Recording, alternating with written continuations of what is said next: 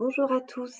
Vous êtes connectés sur le premier webinaire des semaines de l'évolution professionnelle, qui démarre aujourd'hui. Pour commencer, je vais vous rappeler quelques règles consignes pour ce webinaire.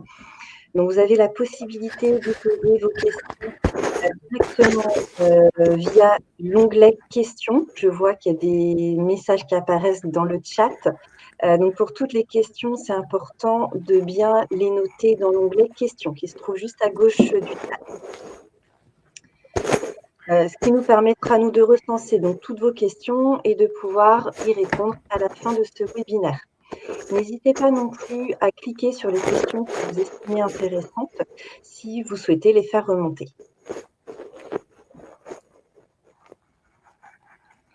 Pour démarrer, on voulait juste vous expliquer un petit peu les semaines de l'évolution. Donc, c'est un événement qui est organisé du 10 au 21 octobre par les différents opérateurs du Conseil en évolution professionnelle. C'est un événement qui est 100% numérique, qui est gratuit et qui est accessible à tous. Et comme vous l'avez bien compris, l'objectif, c'est d'aborder différentes questions autour de l'évolution professionnelle. Je suis accompagnée de ma collègue. Donc moi, je suis Cécile Le Foul, donc référente promotion partenariat pour l'Ille-et-Vilaine, pour le groupement Évolution. Donc j'ai ma collègue Vanessa Carcret que je laisse se présenter. Bonjour à tous, donc je m'appelle Vanessa Carcret, je suis également référente promotion et partenariat pour le CEP, mais dans le Morbihan.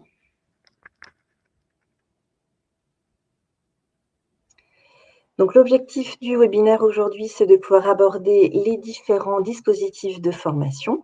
On va donc les rebalayer tous ensemble et puis regarder justement quelles sont les éligibilités pour pouvoir prétendre à tel ou tel dispositif. Donc, sur cette première diapo, voilà, vous voyez les différents dispositifs qui existent. Ils sont assez nombreux. Donc, voilà, l'objectif, comme je disais, c'est vraiment de pouvoir les rebalayer un à un, qu'on puisse vous les présenter, vous ayez un petit peu plus d'informations sur tel ou tel dispositif et puis de regarder notamment l'éligibilité et pour quelles raisons on va mobiliser un dispositif plutôt qu'un autre. Donc, on va démarrer avec le compte personnel de formation. Et je vais prendre le relais. Merci Cécile. Donc, qu'est-ce que le compte personnel de formation? Eh bien, c'est un compte, comme son nom l'indique, qui est accessible dès l'entrée dans la vie active, c'est-à-dire que, par exemple, dès l'apprentissage, à partir de 16 ans, voilà, il s'active. Donc, il est à disposition de tout salarié du secteur privé. Alors, excusez-moi 2 petites secondes, j'ai une fenêtre qui vient de s'ouvrir sur mon écran, donc les aléas du direct. Donc, il est accessible à tous les salariés du secteur privé, les agents publics, qu'on soit fonctionnaires ou contractuels, travailleurs indépendants ou agents consulaires. Et donc, ça permet à chacun de suivre à son initiative une action de formation. Il est alimenté de manière automatique tous les ans, une fois par an, par la Caisse des dépôts et des consignations. Donc, il est alimenté de manière différente en fonction de son statut. Pour un salarié de droit privé, il va être de 500 € par an. Pour un travailleur non salarié, de 500 € par an également. Et pour les agents de la fonction publique, fonctionnaires ou contractuels, eh bien de 25 heures par an. Donc ça, c'est le cas de figure classique. Pour les salariés de droit privé, pour ceux qui auraient une reconnaissance en qualité de travailleur handicapé ou un niveau de formation inférieur au bac, eh bien là, il est alimenté à hauteur de 800 € par an. De la même manière, pour les agents publics qui sont de catégorie C, eh bien, il est alimenté à hauteur de 50 € par an. Donc, on voit que l'alimentation est supérieure, en fait. Donc effectivement, voilà. Donc ça aussi, ce sont, on va dire que c'est ce qui est versé à un salarié qui est à temps plein. Et donc pour un salarié du secteur privé qui serait en dessous d'un mi-temps, eh bien les droits vont être proratisés. De la même manière, pour un agent public, au-dessus d'un mi-temps, donc ça reste les droits évoqués ici, en dessous d'un mi-temps, eh bien ça va être proratisé. Donc on voit effectivement qu'il peut y avoir quelques petites différences dans l'alimentation du compte personnel de formation en fonction de son statut et du temps de travail réalisé.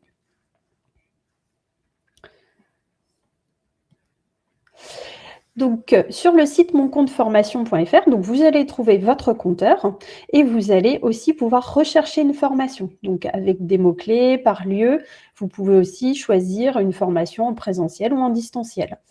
Donc, vous pouvez financer via le compte personnel de formation différents types de formations. Donc, ça peut être des formations qualifiantes, certifiantes, qui est le cas de figure le plus connu, mais ça peut être aussi un bilan de compétences, une validation des acquis de l'expérience.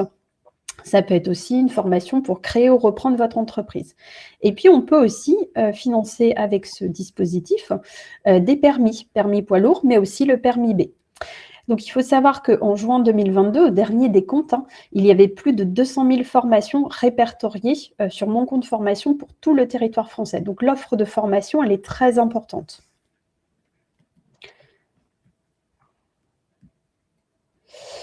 Les modalités de mobilisation du compte personnel de formation, eh bien, on peut suivre une formation sur temps de travail ou hors temps de travail. Les deux sont possibles. Mais si c'est sur temps de travail, il faut demander l'autorisation d'absence à son employeur.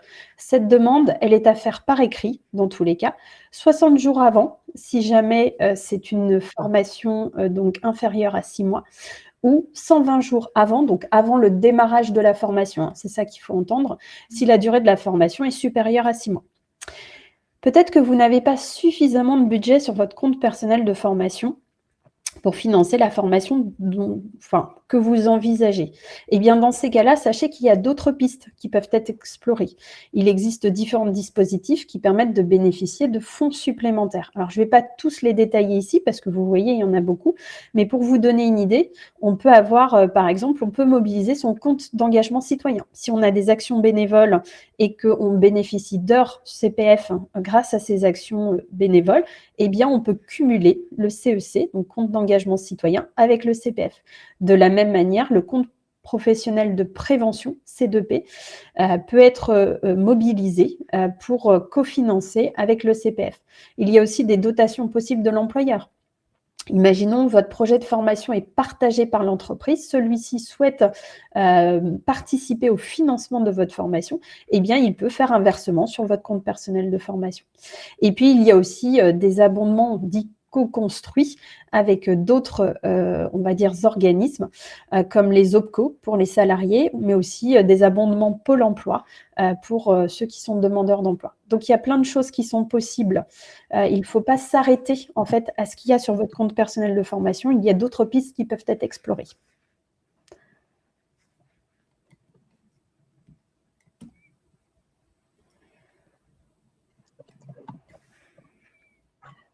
Je réponds juste à une question, excusez-moi, sur le chat. Voilà. Donc ensuite, on va vous parler du projet de transition professionnelle. Donc, qu'est-ce que c'est? Donc, c'est anciennement le congé individuel de formation. Peut-être que ça vous parle davantage.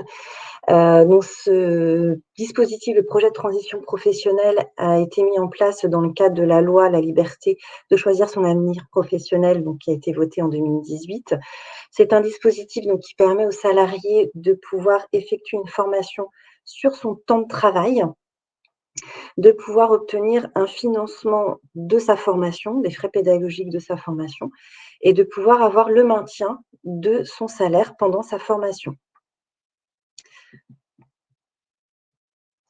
Pour pouvoir en bénéficier, donc il y a différents statuts. Donc il faut être en CDI, avoir 12 mois d'ancienneté dans la même entreprise, quelle que soit la nature des contrats, et justifier de 24 mois en qualité de salarié. Ça peut être en CDD, donc il faut avoir 24 mois en qualité de salarié au cours des 5 dernières années, dont 4 mois en CDD dans la dernière année. Être toujours en poste lors de la demande de PTP et la formation doit commencer au maximum 6 mois après la fin du contrat de travail. Ensuite, c'est aussi accessible pour les intérimaires. Donc là, on va parler plutôt en termes de nombre d'heures. Donc, il faut avoir travaillé 1600 heures dans la branche, dont 600 heures dans l'entreprise de travail temporaire ou dans le groupe d'entreprises de travail temporaire. Et ensuite, les intermittents du spectacle peuvent également en bénéficier. Il faut avoir travaillé 220 jours de travail ou avoir des cachets répartis sur les 2 à 5 dernières années. Donc tous ces éléments-là, voilà, c'est un peu spécifique. Vous n'allez pas forcément tout retenir là, mais vous pourrez les retrouver directement sur les sites internet des transitions pro de vos régions. Ensuite, les démarches. Donc pour pouvoir, mettre en place un projet de transition professionnelle, donc dans un premier temps, c'est important, de travailler votre projet professionnel, d'avoir un projet qui tienne bien la route, de pouvoir constituer le dossier pour effectuer la demande de financement auprès donc de Transition Pro.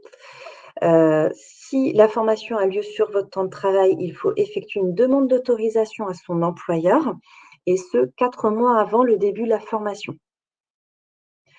Et il faut également avoir réalisé un test de positionnement au sein de l'organisme de formation pour s'assurer que vous êtes bien retenu sur la formation. Les formations qui sont éligibles à ce dispositif, ça va être toutes les formations qui sont inscrites au répertoire spécifique établi par France Compétences, ainsi que certaines habilitations. Ce sera les formations qui sont inscrites au répertoire national des certifications professionnelles, le RNCP, et également des blocs de compétences qui peuvent permettre l'obtention d'un titre. La prise en charge financière, comment ça se passe? Donc, les frais pédagogiques de la formation sont pris en charge à hauteur de 27,45 € de l'heure ou 18 000 € hors taxes pour le total de la formation. Pour le maintien de la rémunération, elle sera de 100% si vous avez un salaire inférieur ou égal à 2 fois le SMIC et de 90% si votre salaire est supérieur à 2 fois le SMIC. C'est pareil, toutes ces informations-là sont notées sur les sites internet des transitions pro de vos régions. Transition Pro va mobiliser automatiquement votre CPF, votre compte personnel de formation, et celui-ci pourra être abondé par le biais de l'OPCO et ou de l'entreprise si ce n'était pas suffisant.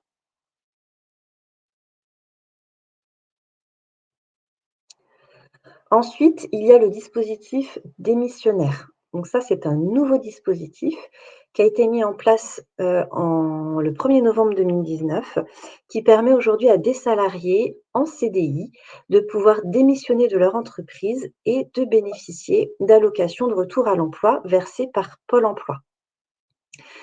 Ce dispositif est mobilisable pour 2 types de projets. Dans le cadre de la reconversion professionnelle qui nécessite une formation ou dans le cadre d'une création ou d'une reprise d'entreprise. Par contre, il faut être très vigilant, ce dispositif-là n'est pas un dispositif de financement, on est bien d'accord.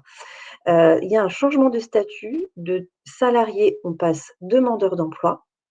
C'est important de ne pas démissionner avant d'avoir rencontré un conseiller en évolution professionnelle et de ne pas avoir débuté la formation ou la création ou reprise d'entreprise avant d'avoir mobilisé le dispositif.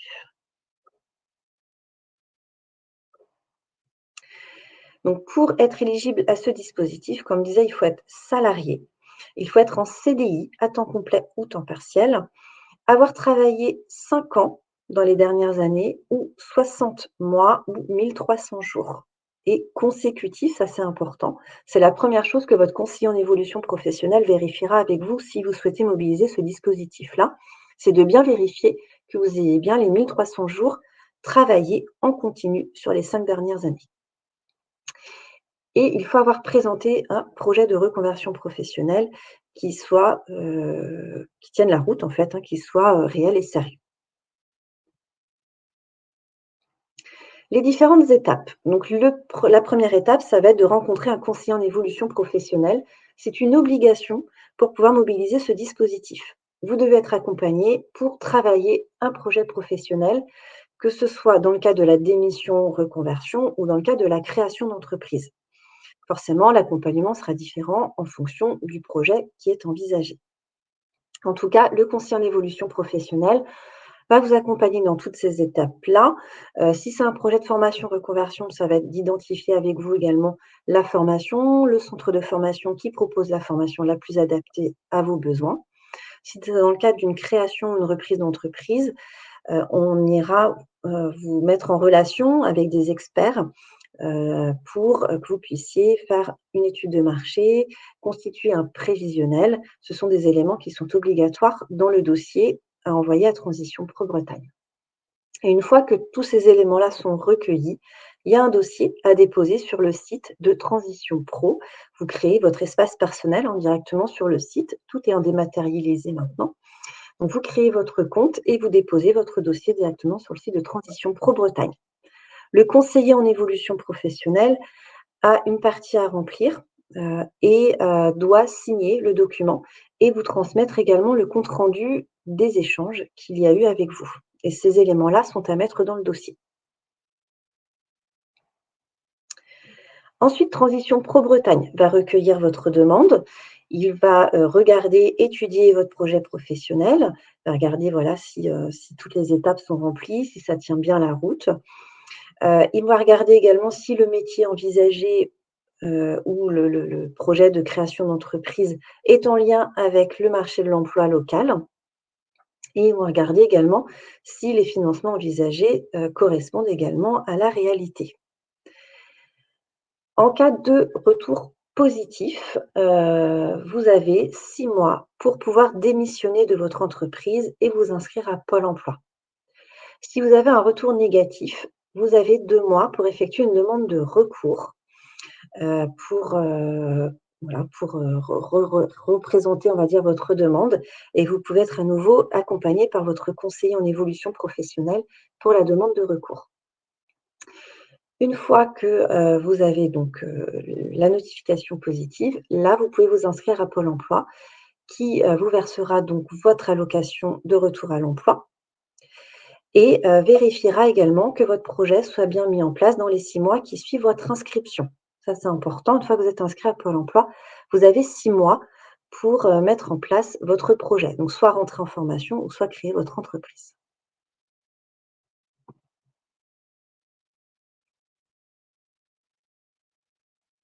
Hop. Merci Cécile. Tu verras, il y a pas mal de questions dans le chat. Je prends le relais sur le... Je te laisse prendre le relais, effectivement. Donc maintenant, je vais vous parler d'un autre dispositif qui est celui des transitions collectives. Alors ce dispositif-là, contrairement à ceux que nous avons évoqués précédemment, il n'est pas à la main du salarié, il est à la main de l'entreprise. C'est important de l'avoir à l'esprit. Je ne peux pas passer les slides de Cécile. Excuse-moi, excuse-moi, je suis en train de répondre dans le chat. Ok, ça marche. Donc, le dispositif transition collective, qu'on appelle aussi entre nous Transco, est un dispositif récent. Il date du 15 janvier 2021. Il est financé par Transition Pro, donc au même titre que le PTP et le démissionnaire dont Cécile vient de vous parler, via des fonds du FNE Formation dans le cadre du plan France Relance. Donc ça, c'est un petit peu technique. Ce qu'il faut en retenir, c'est qu'il s'adresse aux entreprises qui sont face à des mutations aujourd'hui, des mutations économiques qui sont liées à l'évolution de l'organisation du travail, des transitions technologiques et qui finalement impactent leur activité. Donc ces mutations, elles vont avoir donc un impact sur l'activité de l'entreprise, mais aussi un impact sur les métiers des salariés. Il va y avoir des métiers, des nouveaux métiers qui vont émerger, mais il va aussi y avoir des métiers qui vont disparaître, voire disparaître pour certains, ou être en tout cas fragilisés. Et donc, ce dispositif, il a pour but d'aider les employeurs et les salariés à faire face à ces mutations-là. Et il va notamment permettre pour les salariés d'obtenir un financement de formation tout en ayant un maintien de la rémunération, avec une prise en charge qui peut couvrir 24 mois ou 2400 heures, ce qui est le double en fait du projet de transition professionnelle classique dont vient de parler Cécile. Donc avec un dispositif qui est économiquement plus avantageux.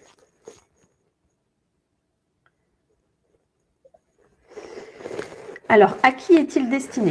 Eh bien, il est destiné aux salariés de l'entreprise, ceux qui sont en CDI, en CDD, aux intérimaires, mais des salariés dont le métier est dit fragilisé, ce qui veut dire que ce n'est pas forcément tous les salariés d'une même entreprise. Ça, c'est important de le savoir.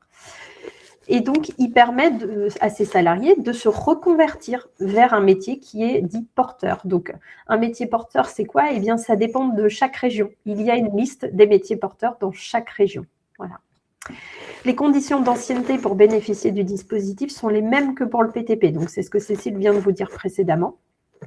Ce dispositif, il permet de suivre une formation qui permet d'obtenir une certification professionnelle, mais ça peut être aussi certains modules de la formation, certains blocs de compétences de cette certification, ou une validation des acquis de l'expérience. Donc, comme déjà indiqué, la durée est de 24 mois ou 2400 heures. La prise en charge, elle se fait sur les frais pédagogiques, les frais de validation des compétences et des connaissances, donc les examens par exemple, les frais annexes, la rémunération du salarié, ainsi que les cotisations de sécurité sociale.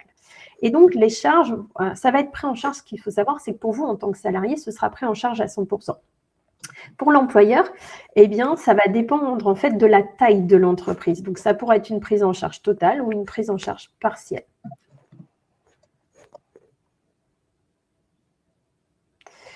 Donc, quelles sont les étapes? Donc, comme je vous le disais tout à l'heure, déjà, c'est à la main de l'entreprise. Donc, c'est à l'entreprise de mobiliser ce dispositif. Si l'entreprise a plus de 300 salariés, elle doit d'abord conclure un accord GEPP, gestion des emplois et des parcours professionnels, donc, et notamment avec le CSE. Si ça n'est pas le cas, c'est juste une décision de l'employeur. Donc, c'est à l'employeur de mobiliser le dispositif via une plateforme, en fait, qui est pilotée par Transition Pro.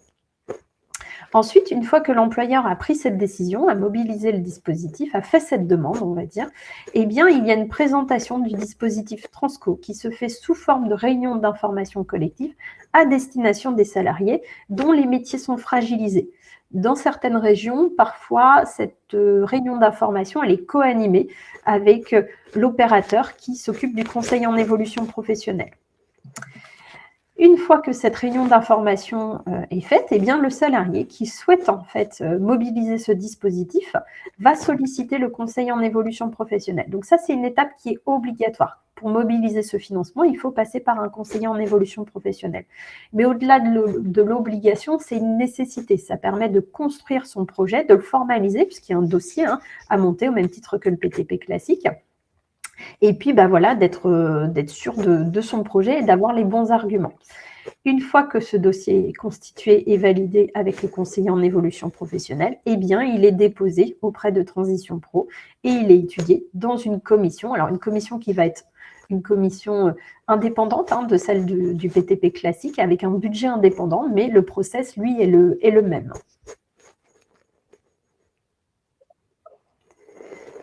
Alors, le plan de développement des compétences. Donc, ce dispositif-là, tout comme le précédent, il est aussi à la main de l'employeur. Je te laisse peut-être passer à la slide suivante. Donc, dispositif, alors récent et pas récent. Ça existe depuis le 1er janvier 2019, mais vous le connaissez certainement sous le nom de plan de formation. C'est comme ça qu'il s'appelait avant. Ce plan de développement des compétences, il a pour but de financer l'ensemble des actions, des mesures de formation qui vont viser à soutenir l'activité de l'entreprise, accompagner ses projets de développement et ses orientations stratégiques. Donc là, on est bien sur des formations qui visent à être utiles pour l'entreprise, ses projets, son activité. Donc, il peut être constitué de formations dites obligatoires, par exemple des habilitations électriques. Voilà, c'est obligatoire pour les salariés dans certaines activités de les avoir, mais aussi de formations non obligatoires, mais essentielles pour l'activité de l'entreprise. Ces formations, elles peuvent se faire en présentiel ou à distance. Elles peuvent aussi se faire sur temps de travail ou hors temps de travail. Ça dépend des conditions et de ce qui est convenu avec l'employeur. Donc, quel type de formation on finance dans le cadre du plan de développement des compétences? Eh bien, des actions de formation par apprentissage qui permettent d'obtenir des qualifications professionnelles, un diplôme, un titre, donc notamment enregistré au RNCP dont nous avons déjà parlé. Des actions qui permettent de faire valider les acquis de l'expérience, donc la VAE, de lutter contre l'illettrisme. Et puis, les bilans de compétences aussi peuvent être financés dans le cadre du plan de développement des compétences. Ce plan peut aussi inclure d'autres types d'actions de professionnalisation, du tutorat, de la mise en situation, du parrainage, en fonction, là encore, de la stratégie de l'entreprise en matière de développement des compétences de ses salariés. Donc, c'est un peu plus à la marge, mais c'est aussi possible.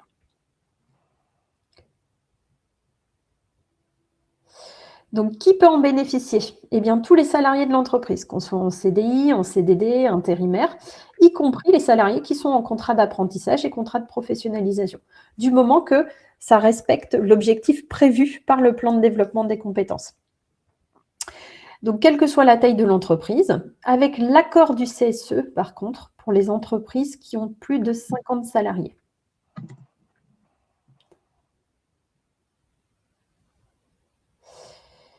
La Pro-A. Alors, la Pro-A, toujours un dispositif qui est à la main de l'entreprise.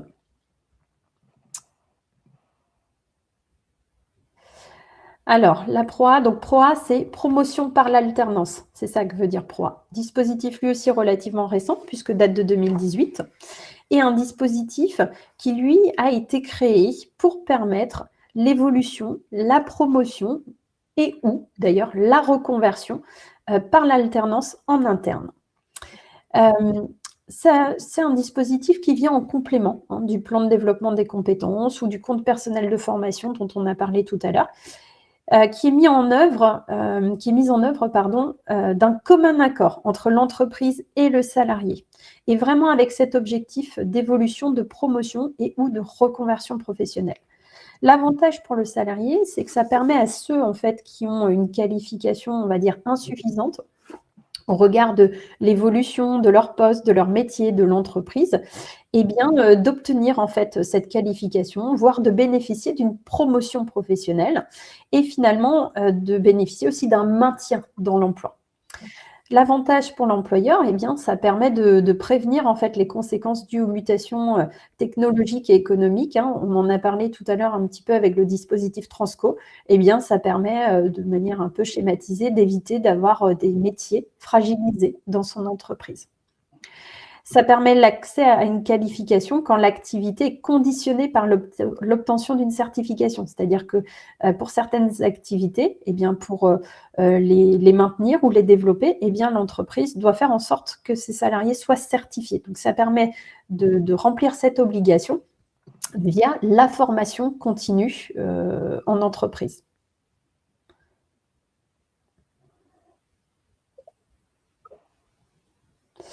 Alors, à qui s'adresse la Pro-A? Eh bien, aux salariés donc en CDI, aux salariés qui sont bénéficiaires d'un contrat unique d'insertion, mais à durée indéterminée, puisqu'il existe des CUI, CDD aussi, mais là uniquement à durée indéterminée. Aux salariés sportifs ou entraîneurs professionnels en contrat de travail à durée déterminée.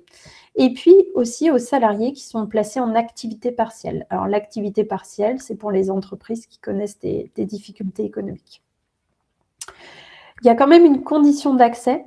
En tant que salarié, vous ne devez pas avoir atteint un niveau de qualification correspondant au grade de la licence.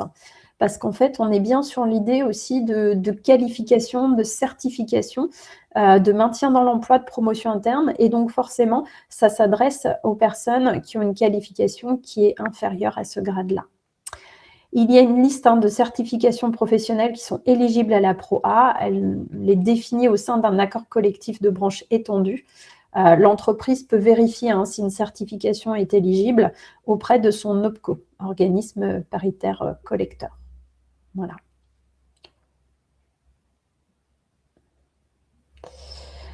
Alors, comment se déroule le parcours? Donc, il s'agit de l'alternance, c'est le principe de la Pro-A. Donc, il va être constitué d'actions de formation ou d'actions permettant de faire valider les acquis de l'expérience délivrée par l'organisme de formation. Donc, c'est la formation dite théorique. Et puis, d'activités professionnelles en entreprise en lien, ça c'est important, avec la formation qui est suivie. Donc là, on est sur une formation pratique. La durée de la Pro-A, elle est comprise entre 6 et 12 mois. La formation peut se dérouler sur temps de travail avec maintien de la rémunération et avenant au contrat, aussi en dehors du temps de travail. Mais si c'est en dehors du temps de travail, il y a quand même des conditions qui sont assez restrictives. Déjà, il faut l'accord écrit du salarié. Et puis, il ne faut pas dépasser une limite de temps. Soit cette limite est fixée par un accord collectif d'entreprise ou de branche, ou à défaut, il ne faut pas dépasser 30 heures par an et par salarié. Donc les actions de formation, elles sont une durée comprise entre 15 et 25% de la durée totale de la proa, et ça ne peut pas être inférieur à 150 heures par rapport à l'action totale de la proa. Voilà. Alors ensuite, on voudrait vous parler donc des autres financements qui existent. Donc il y a les fonds d'assurance formation, donc qui sont plutôt pour les travailleurs indépendants. Donc il y a différents fonds d'aide à la formation en fonction de la branche en fait dans laquelle vous travaillez. Donc un indépendant qui travaille dans le domaine de l'industrie, du commerce et des services pourra s'adresser à la GEFIS. Les professions libérales pourront prendre contact avec le FIFPL, etc. En fait, voilà, en fonction des branches, ces différents organismes qui existent. Mais en tout cas, les fonds d'assurance formation sont là pour pouvoir permettre à des travailleurs indépendants de bénéficier d'une aide pour financer des formations. Donc, il y a le CPF aussi également. Les travailleurs indépendants valident du CPF depuis 2020. Mais si celui-ci n'était pas suffisant pour financer là où les formations que la personne souhaite mettre en place, il peut mobiliser son fonds d'aide d'assurance formation qui pourra également financer une partie ou la totalité des financements de formation. Par contre, effectivement, peut-être l'anticiper parce que pour certains organismes, il peut y avoir un petit peu de délai pour constituer le dossier. Ensuite, il y a l'AIF, l'aide individuelle à la formation. Donc, c'est un dispositif pour les demandeurs d'emploi qui sont inscrits à Pôle emploi. Pourquoi on vous en parle aujourd'hui? Parce que tout à l'heure, on vous a parlé du dispositif des missionnaires pour reconversion ou pour création d'entreprise. Comme on l'a évoqué, dans ce cadre-là, il y a un changement de statut. De salarié, on va passer demandeur d'emploi, inscrit à Pôle emploi. Et donc, forcément, si vous avez un projet de formation en tant que demandeur d'emploi, ce ne sera pas les mêmes dispositifs que si vous êtes salarié. Donc, en tant que demandeur d'emploi, l'un des dispositifs qui existent, donc c'est l'aide individuelle à la formation. C'est un dispositif de Pôle emploi qui permet donc de financer les frais pédagogiques de la formation. Il faut que celle-ci dure entre 1 à 3 ans maximum. Elle ne pourra pas prendre en charge au-delà. Et donc, elle peut prendre en charge soit la totalité de la formation ou une partie des frais pédagogiques de la formation. Si vous avez du CPF, par exemple, il pourra d'abord mobiliser votre CPF et l'AIF viendra compléter votre CPF.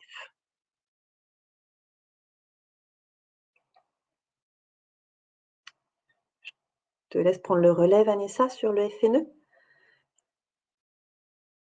Oui, excuse-moi, Cécile, j'avais oublié de réactiver mon micro. Donc le FNE, donc là encore, toujours un dispositif qui est mobilisable par les entreprises. Alors, pour qui est le FNE? Donc pour les salariés qui sont placés en activité partielle. Donc pour des entreprises, y compris des associations qui sont en difficulté, en activité partielle de longue durée, donc c'est deux dispositifs différents, accord validé, donc avec le principe quand même d'entreprise qui rencontre une difficulté économique. Par contre, cela exclut les entreprises qui sont en plan de sauvegarde de l'emploi ou qui mettent en place une rupture conventionnelle collective. Les objectifs de ce dispositif, c'est de renforcer l'employabilité des salariés en adaptant, en favorisant le développement des compétences des salariés. C'est permettre à l'entreprise de maintenir le lien avec les compétences utiles à ses activités et de favoriser le rebond en fait, de l'économie, le rebond de l'entreprise. Il y a une contrepartie quand même pour cette aide. Donc, cette aide, elle est versée directement à l'entreprise. C'est vrai que je ne l'ai pas précisé. Et donc, il y a une contrepartie. Les entreprises sont tenues de maintenir dans l'emploi les salariés pendant toute la durée du parcours de formation. Ce parcours de formation ne pouvant excéder 12 mois. Donc, avec le FNE Formation, on peut financer différents types d'actions de formation. C'est très ouvert. Parcours de formation, bilan de compétences, validation des acquis de l'expérience. Et puis, concernant la prise en charge, eh bien, le montant, en fait, varie en fonction de la taille de l'entreprise et de sa situation économique.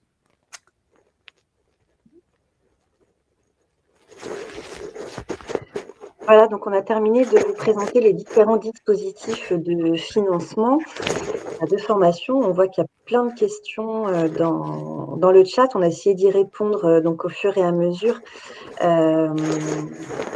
Voilà, je regarde, j'essaie de rebalayer, de voir s'il y en a qu'on aurait pu oublier. Alors pour les chiffres, effectivement, j'ai vu plusieurs fois des personnes qui souhaitaient avoir un pourcentage d'acceptation des dossiers démissionnaires ou projets de transition professionnelle. Vous pouvez trouver les informations directement sur les sites des transitions pro de vos régions. Ils ont également une partie observatoire et ils communiquent également leurs chiffres. Donc vous pourrez, n'hésitez pas à y aller en fait et à aller voir directement sur leur site. Ensuite, sur la PROA, il y a eu une question, est-ce qu'il y a une limite d'âge pour pouvoir bénéficier de la PROA? Donc non, il n'y a pas de limite d'âge.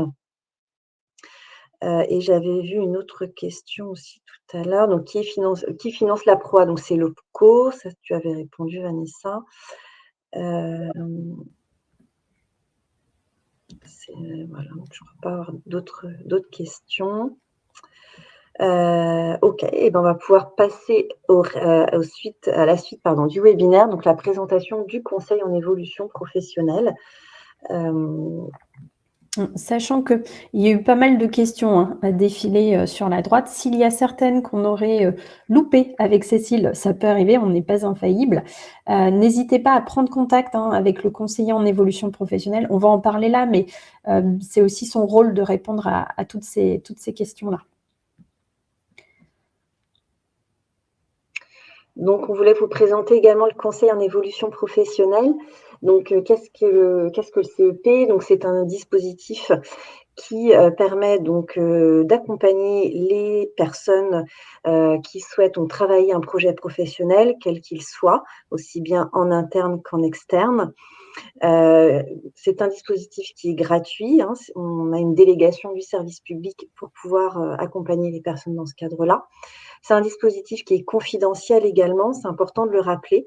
Si vous êtes salarié et que vous venez voir un conseiller en évolution professionnelle, bien évidemment, on ne va pas prévenir votre entreprise que vous êtes venu nous voir. Ça reste vraiment confidentiel. Il n'y a pas d'échange par rapport à ces entretiens. Pour qui? Eh ben, en fait, en fonction de votre statut, vous aurez des interlocuteurs différents. Si vous êtes salarié ou travailleur indépendant, donc ça peut être le groupement Évolution, ça peut être Antea, EVA, et cetera. Ça, c'est en fonction de votre région. Donc vous pouvez aller directement sur le site internet, on vous a mis le lien à la fin de la présentation.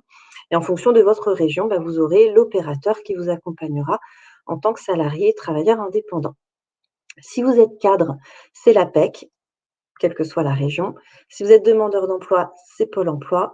Si vous avez moins de 26 ans, c'est la mission locale. Et si vous êtes en situation de handicap, c'est Cap emploi.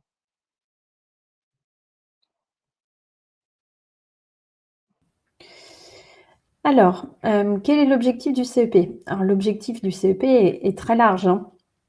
On a pas mal parlé de formation et de reconversion professionnelle, mais en fait, il est beaucoup plus large que ça.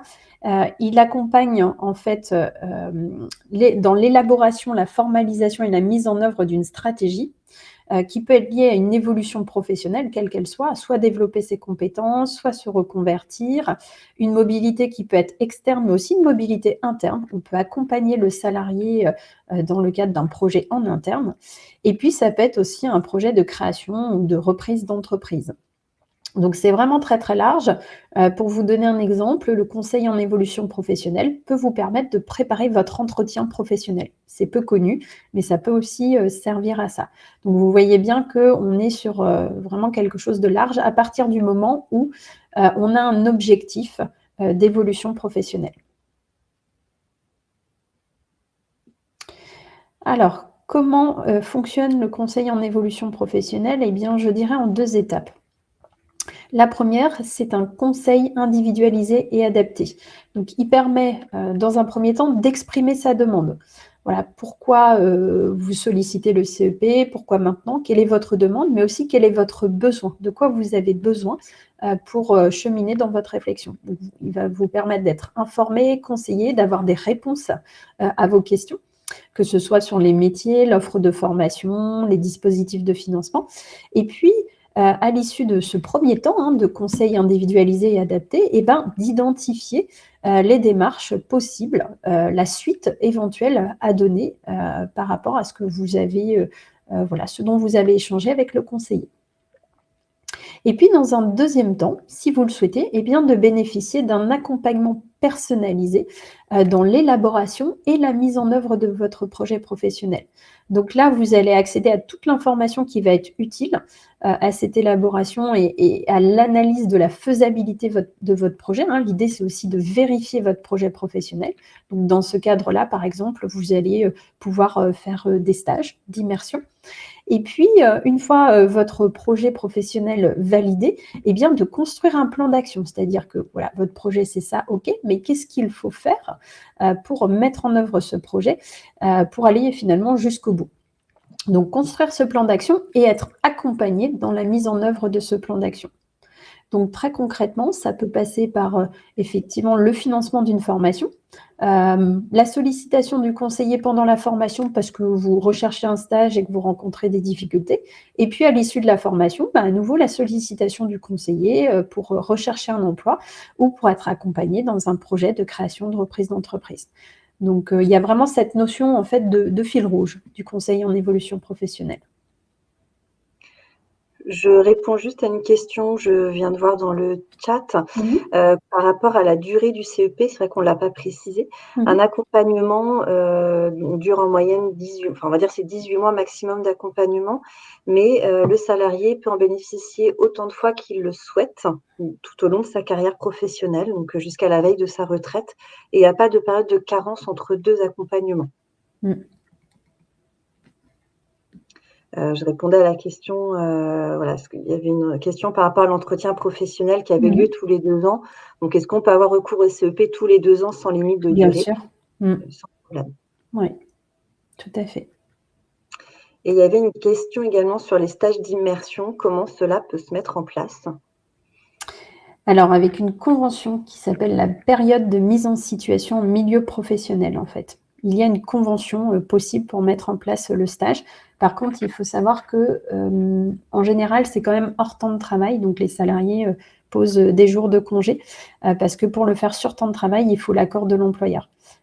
Très sincèrement, c'est un cas de figure qu'on voit plutôt rarement, ne serait-ce que parce que les salariés souvent sollicitent le CEP justement parce que c'est confidentiel et que l'employeur n'est pas informé. Donc, il existe une convention. Il faut en échanger avec le CEP.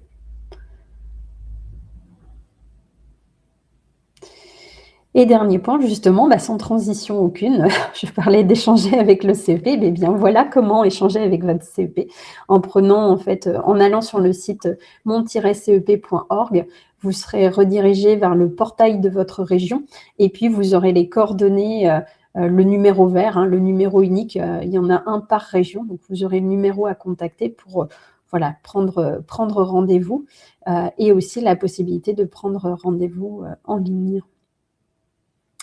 Voilà. Je ne sais pas s'il y a d'autres questions, Cécile? Oui, il y a une autre question sur la période d'immersion. Oui. Est-ce que c'est possible lorsqu'on est en arrêt maladie? Donc oui, c'est possible. Il faut avoir l'accord du médecin généraliste et il faut également avoir l'accord du médecin conseil pour notamment avoir le maintien de vos indemnités journalières. Donc il y a un document, votre conseiller en évolution professionnelle a un document qu'il vous remettra lorsque vous souhaitez mettre en place cette période d'immersion. En même temps que la convention, en fait, on vous transmettra ce document-là à faire remplir par votre médecin généraliste et votre médecin conseil. Il y a une autre question sur la PMSMP, Cécile, accessible via Pôle emploi. Alors, la PMSMP est effectivement un dispositif Pôle emploi. Alors, j'ai un doute, si tu me diras, Cécile, si c'est valable pour toutes les régions de France, parce que je sais que là, on est en direct avec des salariés de toute la France. Je pense qu'il faut vraiment vous rapprocher de votre conseiller en évolution professionnelle. Ce que je peux vous dire, c'est que dans certaines régions, avec certitude, mais dans toutes les régions, j'ai un doute, donc je ne vais pas le dire. Mais dans certaines régions, l'opérateur du conseil en évolution professionnelle a la délégation de la signature, ce qui veut dire que vous n'êtes pas obligé de passer par Pôle emploi. C'est votre conseiller en évolution professionnelle qui va établir avec vous la convention. Et puis, il y a un référent qui sera chargé de la signer. Les délais sont à peu près les mêmes qu'avec Pôle emploi. Ils peuvent parfois être un peu plus courts, mais on va dire que c'est à peu près les mêmes. La procédure est la même, mais du coup, ça se fait directement avec le CEP. Donc, vous n'êtes pas obligé de passer par un autre interlocuteur. Tout à fait. Et il y a une question également sur l'accompagnement CEP. Quel est le nombre d'heures d'un accompagnement en CEP? C'est variable parce qu'en fait, c'est difficile de répondre à cette question parce que le CEP, il peut être mobilisé tout au long de sa vie professionnelle. Donc, vous n'avez pas un créditant comme un compte CPF, en fait, ou un crédit d'heure ou un crédit en euros. C'est pas comme ça que ça fonctionne. Ce qu'on peut se dire, c'est que sur l'élaboration et la mise en œuvre d'un projet professionnel, avec notamment toute cette partie ingénierie de financement de formation, on est sur une moyenne de 6 heures. Voilà, on est aujourd'hui sur une moyenne de 6 heures. Maintenant, voilà, c'est une moyenne et c'est difficile de répondre plus précisément à cette question parce que finalement, vous pouvez le solliciter tout au long de votre parcours professionnel.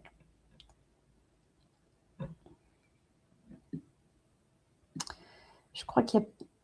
Ouais, je regarde s'il y a d'autres questions par rapport au CEP. Alors, il y a une question pour les travailleurs non salariés. Un travailleur non salarié qui veut se reconvertir, est-ce qu'il a un moyen de financer un bilan de compétences? S'il a du CPF, parce que sinon, je ne vois pas non, je pense d'autres financements. Non. Effectivement, moi non plus. Le compte personnel de formation, effectivement. Ou alors un financement personnel, mais... Le FAF. Je ne crois pas que le FAF finance ce type d'action, Cécile. Alors certains, le FIFPL, c'est sûr, certains FAF peuvent le faire, mais il faut dépendre d'un fonds d'aide, un fonds d'assurance à la formation, en fait. Donc, il faut être travailleur indépendant. Peut-on vérifier que la formation est éligible à tous ces dispositifs directement depuis le CPF? Alors, sur mon compte formation, vous allez pouvoir vérifier les formations qui sont éligibles au financement CPF et donc forcément éligibles à d'autres dispositifs. Je pense que c'est le cas, Cécile, du PTP, où il faut que la formation soit éligible au CPF. C'est bien ça? Donc, pour ces deux dispositifs-là, oui, vous pouvez le vérifier sur mon compte formation. Après, pour d'autres, ce n'est pas le cas.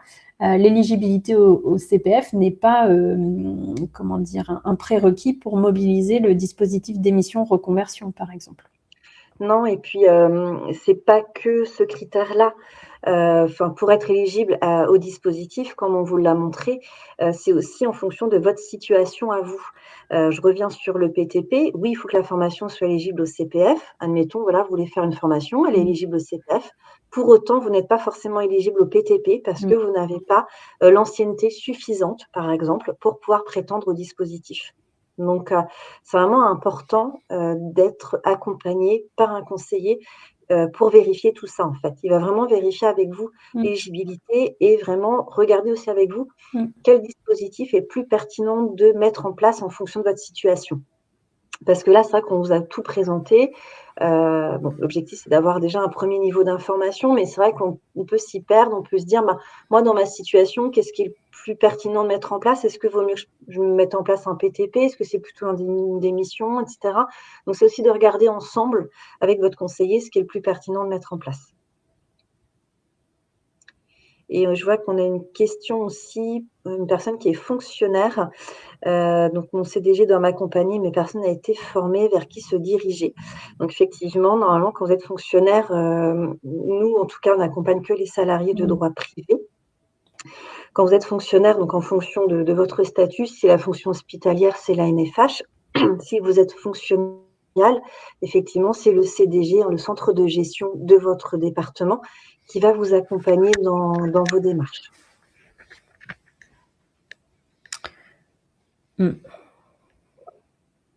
Là, c'est vrai que la difficulté pour vous, Hélène, de ce que je lis, c'est que personne n'a été formé donc, dans votre centre de gestion. Après, si vous avez besoin d'un accompagnement en projet, alors là, on sort un peu du cadre, hein, du CEP, mais peut-être qu'un bilan de compétences, du coup, pourrait être le dispositif adapté pour l'élaboration de votre projet professionnel.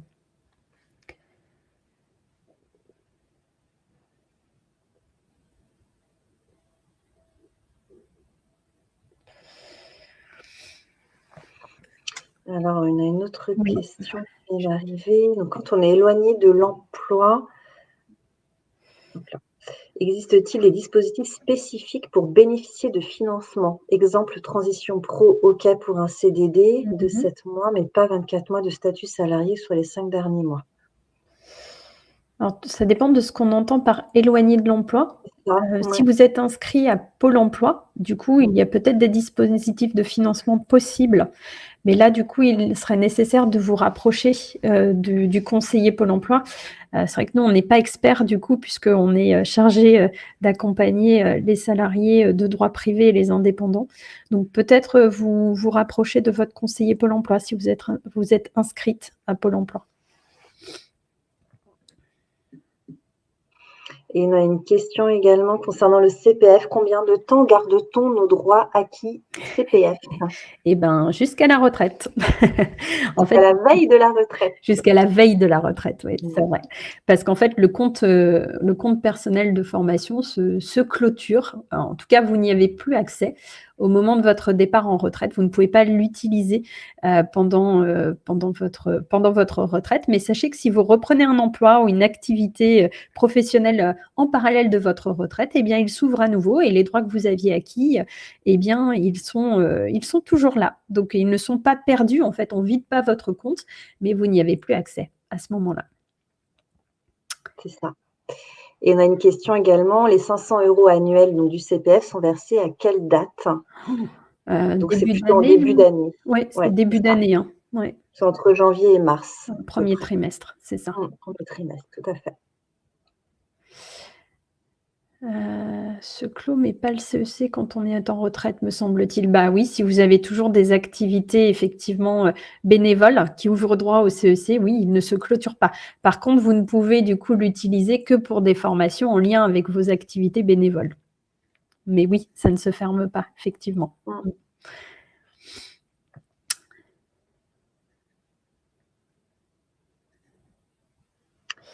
Alors, il y a une question. Je me rends compte que Pôle emploi ne m'a jamais demandé si j'avais une RQTH. Oui, j'en ai une, je ne devrais pas être inscrite à Pôle emploi. Alors si, on peut être inscrit à Pôle emploi quand on a une RQTH, en fait, hein, il n'y a pas de lien de cause à effet. Par contre, effectivement, quand celle-ci est déclarée au conseiller et qu'il y a une nécessité de prendre en compte le handicap par rapport au projet professionnel, hein, que ça peut être un frein en fait au projet professionnel, il y a un accompagnement possible par Cap Emploi, en fait. Voilà. Et c'est convenu avec le conseiller Pôle emploi. Donc, si vous pensez qu'il est nécessaire de prendre en compte votre handicap par rapport à votre projet, eh bien oui, vous pouvez vous rapprocher de votre conseiller Pôle emploi, le lui indiquer, en échanger avec lui, et c'est lui qui jugera alors de la pertinence de ça, hein, et qui demandera la délégation de votre accompagnement à Pôle emploi. Tout à fait. Quand il y a une pardon. Ouais, la vue aussi. Quand on a une RQTH, est-ce qu'on est abondé de 800 € sur le compte CPF? Alors, il faut que cette RQTH, elle soit déclarée à l'entreprise, en fait. Il faut que l'entreprise soit informée, en fait, et elle a une démarche à faire de son côté pour que les 800 € vous soient versés au lieu de 500 €, effectivement. Donc, la première démarche à faire, c'est vérifier que votre employeur est informé ou l'informer si vous savez qu'il ne l'est pas.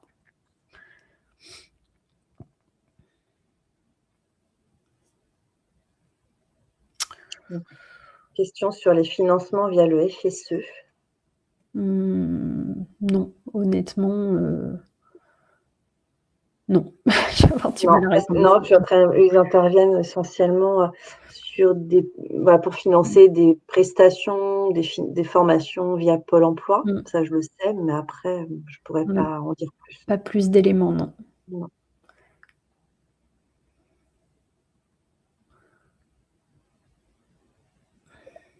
Voilà. plusieurs questions qui arrivent.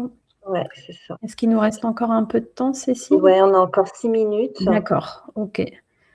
On n'a pas le droit à 500 € ou 800 € si inscrit à Pôle emploi. Alors pour le CPF, non, il faut être salarié en fait pour pouvoir bénéficier des 500 € ou 800 € CPF. Mmh. Et après, c'est proratisé. Quelqu'un qui ne travaille pas l'année entière aura le montant, c'est 500 € pour quelqu'un qui travaille à l'année, mais à temps plein. Mais quelqu'un qui travaille à temps partiel ou qui travaille que quelques mois dans l'année aura quand même un montant versé sur son CPF, mais celui-ci sera proratisé.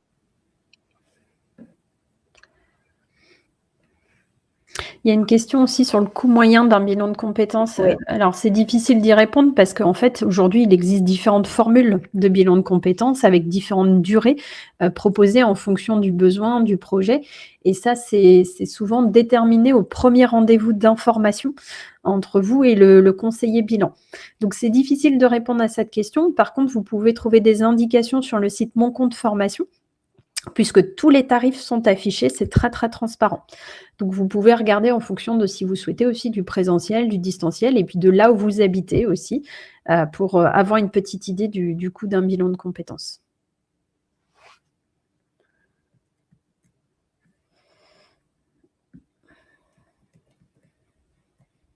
Ensuite, on a une demande sur l'AIF. Les droits à l'AIF, là, c'est Pôle emploi qui gère. Donc là, il faut vraiment vous rapprocher de votre agence Pôle emploi. En fait, c'est eux qui pourront vous dire effectivement si vous pouvez prétendre ou pas à ce dispositif-là. Oui, l'AIF est géré en fait par Pôle emploi, hein, donc c'est vraiment auprès de l'agence Pôle emploi qu'il faut se renseigner. Il y a une question sur les abondements. Quand l'entreprise ne remplit pas ses obligations concernant l'entretien pro au bout des 6 ans, un abondement de 3 000 € CPF. Comment faire en sorte que cela soit effectif? Ah oui, effectivement, il y a des cas particuliers où l'entreprise peut avoir une pénalité sous forme d'abondement au CPF. Oui, c'est possible. Comment faire en sorte que cela soit effectif? C'est une bonne question. Je ne connais pas la procédure, je ne saurais pas vous répondre, Véronique. Peut-être que sur le site Mon Compte Formation, vous pouvez trouver cette information-là. Je ne sais pas ce que tu en penses, Cécile? C'est ce que j'allais dire, aller Ouais. sur le site, effectivement, Mon Compte personnel de formation, il doit y avoir des éléments de mémoire. Il y a une foire aux questions, donc peut-être que vous trouverez l'information. Sur ce site-là. Ouais. On a une question également de Sylviane qui nous demande la différence entre Pôle emploi et Cap emploi. Très bonne question. Alors, ce sont 2 opérateurs du conseil en évolution professionnelle. Ils ne vont pas accompagner les mêmes publics. Cap emploi a la spécificité d'accompagner les personnes qui sont bénéficiaires d'une reconnaissance en qualité de travailleur handicapé ou qui ont déposé une demande de reconnaissance en qualité de travailleur handicapé et qui peuvent en fournir l'accusé en fait de réception. Ça peut être soit des salariés, soit des demandeurs d'emploi, mais en tout cas, c'est ce public-là. Et puis, plus spécifiquement, parce qu'il n'y a pas uniquement le fait d'avoir une RQTH, mais il est important que l'accompagnement nécessite la mise en place de dispositifs spécifiques liés au handicap. Donc, ça veut dire que vont être orientés vers Cap emploi les personnes dont le handicap est le frein majeur ou est un frein en tout cas important à l'élaboration du projet professionnel et à la mise en œuvre du projet professionnel. Donc il faut qu'il y ait un impact en fait du handicap sur le projet professionnel. Je ne sais pas si ça répond à votre question, Sylviane. Bon.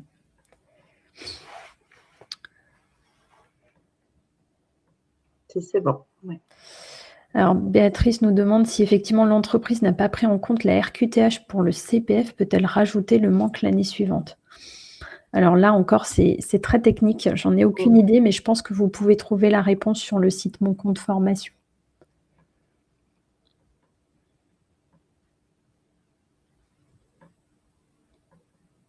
En même temps, Pôle emploi et Cap emploi sont en train de fusionner. Ah. En fait, aujourd'hui, les conseillers Cap emploi, effectivement, vont en agence Pôle emploi pour recevoir le public. Ouais. Je pense à une chose aussi, il y a des questions sur lesquelles on vous dit d'aller voir, sur le site, Mon compte formation, mais là encore, hein, je pense que Cécile l'a dit tout à l'heure, chaque situation est comment dire? Est particulière. Là, on répond à des questions de manière un petit peu générale. Mais voilà, vous avez des questions parfois qui sont, précises et puis, sans doute aussi qui sont en lien avec une situation ou un projet particulier. Donc n'hésitez pas à solliciter le conseiller en évolution professionnelle parce qu'au-delà de la réponse à la question, le conseiller, il va aussi pouvoir, et bien, vous aider en fait dans l'élaboration, hein, de votre stratégie professionnelle et du coup vous accompagner dans votre projet. Donc c'est plus large que ça. Donc n'hésitez pas aussi à solliciter le conseiller en évolution professionnelle. Parce que voilà, au-delà du fait d'avoir 800 € ou 500 € sur son compte personnel de formation, bah, il y a peut-être la question d'un projet d'ailleurs derrière à financer. Et si c'est pas cette solution-là, bah, c'en est peut-être une autre, tout simplement. Tout Ouais. à fait. Il n'y a pas de fusion, mais un lieu unique d'accompagnement, c'est ce que Ouais, c'est disait ça. Cécile. Mmh. Ouais. Et donc du coup, on va pouvoir clôturer parce Mmh. que je vois qu'il est midi. Bon, Donc bah, voilà, parfait. on est dans notre timing. Et bah, écoutez, je vous souhaite une très bonne continuation. Merci à vous pour, votre participation à ce webinaire, en espérant qu'il ait pu répondre, à vos questions et puis, comme on le disait Vanessa tout à l'heure, n'hésitez pas à prendre rendez-vous avec un conseiller en évolution qui pourra vraiment voir avec vous en fonction de votre situation précise, voilà ce qui peut être mis en place et ce qui est le plus adapté pour vous. Merci beaucoup. Belle journée Merci à à tous. vous. Au Bonne revoir. journée. Au revoir.